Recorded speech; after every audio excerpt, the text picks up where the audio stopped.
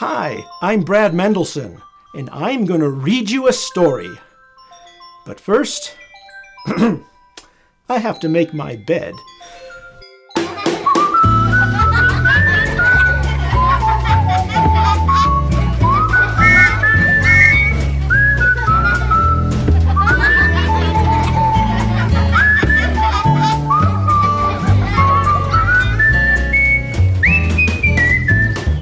Now that my bed is made and my room is all cleaned up, I'm going to read you a story called Why Do I Have to Make My Bed? By Wade Bradford.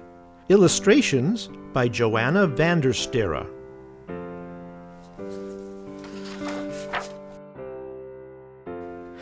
Why do I have to make my bed? I said. I already put the dishes in the dishwasher. I dusted off my video games. I even picked up my dinosaurs, my racetrack, and my robot monkey action figures. So why do I have to make my bed? It's just going to get messed up again. Mom raised her eyebrow and said, "That reminds me of a story about your grandmother when she was a little girl."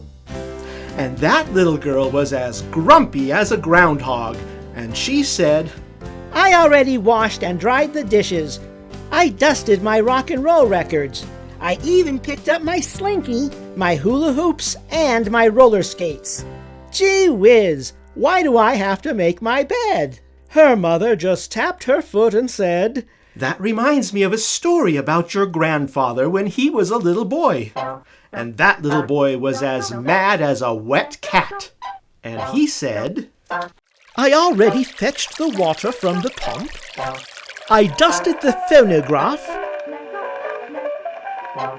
I even picked up my spinning tops, my toy train, and my tin soldiers. Pray tell, Mother, why do I have to make my bed?" His mother just smirked and said, "That reminds me of a story about your great-grandmother when she was a little girl. And that little girl was as bothersome as a badger. And she said, I already drew water from the well. I dusted off Pa's fiddle. I even picked up my lasso, my marbles, and my rag dolly. Land sakes, Ma, why do I have to make my bed?" Her mother just scrubbed the table and said, "That reminds me of a story about your great-grandfather when he was a little boy. And that little boy was as ruffled as a hen. And he said, I already hung my breeches to dry. I dusted Father's printing press. I even picked up the eggs in the hen house and the tomatoes in the garden. So why do I have to make my bed?" His mother just fluttered her fan and said, "That reminds me of a story about your great-great-great-great-grandmother when she was a little girl. And that little girl was as cantankerous as an old sea dog. And she said, I already swabbed the deck. I dusted off the captain's spy scope.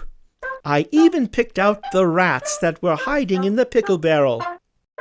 So why do I have to make my bed?" Her mother just clucked her tongue and said, "That reminds me of a story about your double great-great-great-grandfather when he was a little boy. And that little boy was as wicked as a warlock.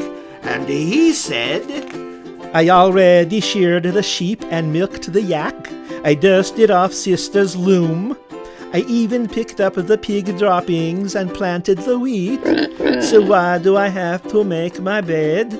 His mother just put her hands on her hips and said, "That reminds me of a story about your double-great-great-double-double-great-great-grandmother when she was a little girl. And that little girl was more thunderous than Thor. And she said, I already stoked the fire for the sword maker. I dusted off the sacred blowing horn. I even picked up the broken spears and patched up Father's war wounds. So why do I have to make my bed?"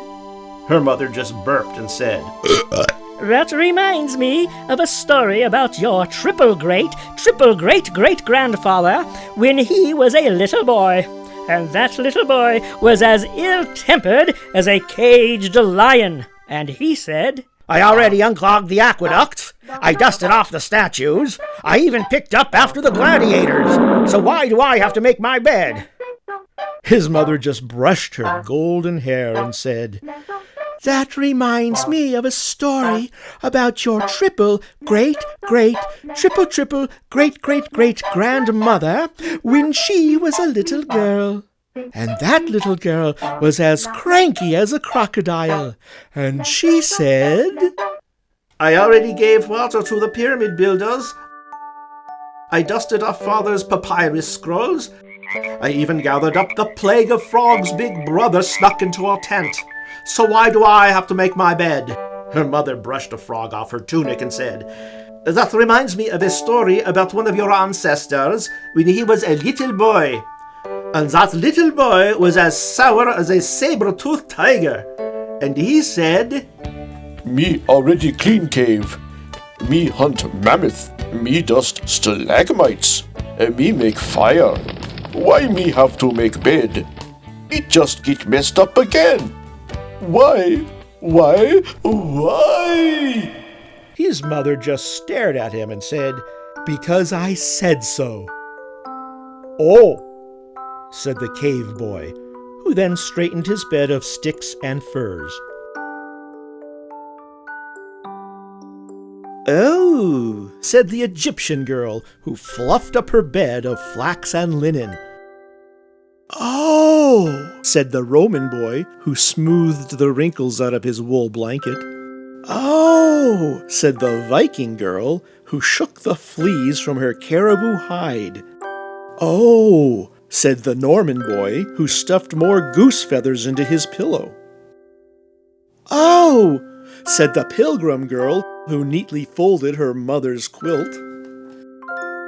"Oh," said the Virginian boy, who pulled his sheets nice and straight. "Oh," said the country girl, who heaped handfuls of hay into her mattress. "Oh," said the city boy, who tucked his sheets under the corners. "Oh," said your grandmother, who made everything tidy and neat. "And that," Mom said as she lowered her raised eyebrow, "is the end of the story." "Oh," I said. And then I made my bed. Well, if you liked that book, it's called Why Do I Have to Make My Bed? Or A History of Messy Rooms. And at the end of the book, you'll find a whole history of chores that children had to do through the ages, all the way back from the prehistoric times, through ancient Egypt, the Roman Empire, the Middle Ages, colonial America, all the way to the present day, and I hope you'll read that. I'm going to go to sleep now in my nice clean bed, so join me next time when I read you a story. Good night.